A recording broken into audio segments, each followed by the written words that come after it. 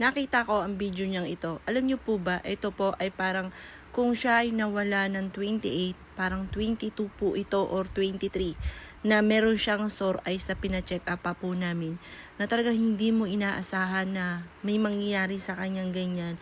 Bagamat ang lakas po niya kapag tinignan niyo po siya at nakakapag-makeup pa siya at nakakapagpaganda.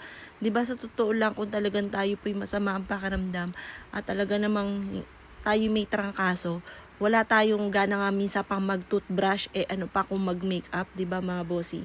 Pero hanga talaga ako sa anak ko, ang galing niyang magdala. Hindi talaga maaakala sa kanya na, hindi mo mapapansin talaga sa kanya na siya po ay may nararamdaman. Yan nga po mga bossing ko, magto 2 years na siya sa October 28, pero parang hanggang sa ngayon panaginip pa lang para sa akin. Like ko sinasabi na ano kaya, babalik pa kaya ang anak ko, baka nananaginip lang ako, bukas magising ako, bumalik na siya. Tingnan niyo po yan mga bossing ko, yan yung mga ilan sa mga araw na nagtitiktok pa po siya. Ayan, may iniinom po siya na pampapayat, chocolate po yan, matamis. Hindi ko po yan nakikita kasi once siya po nagtitimpla ng ganyan, pumupunta siya sa kwarto or kaya wala kami sa bahay. Kung ano na po yung mga ino-order niya. At ito nga po, siya po kung umorder po kami dati, yung mga potato corner, yung mga ganun. Naku po, yung malalaki talaga. Tapos, at teternohan din po namin siya ng milk tea. At dahil nga po sa, nasanay kami dahil masarap, yun nga po hindi nakaganda sa amin pong kalusugan dahil araw-araw. Okay po siya paminsan pero hindi pwedeng araw-araw. Kaya dapat kapag sinabi ng anak ninyo na, Mami, okay lang ako, kagaya ng isa kong bunso. Sabi po niya, okay lang siya, sipon lang daw po yun, gagaling ka agad.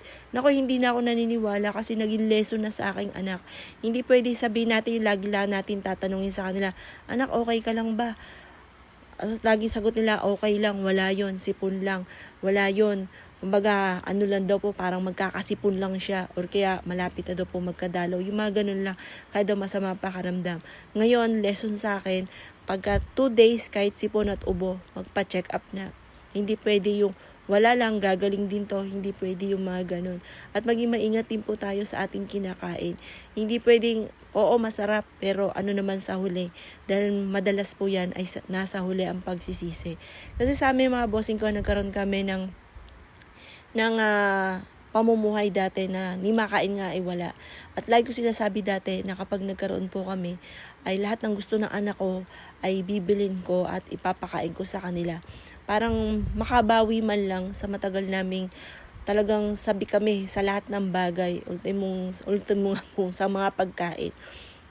At yun nga po mga bossing ko ay naging kampante rin ako kasi may usapan kami ng aking anak na kapag mayroon po siyang naramdaman ay sasabihin niya kaagad sa akin.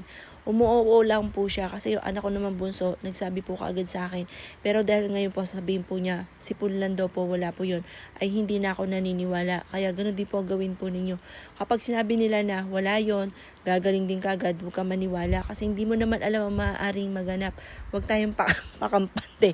Pag pa 2 days na, check up ka agad, huwag niyo nang patagalin pa.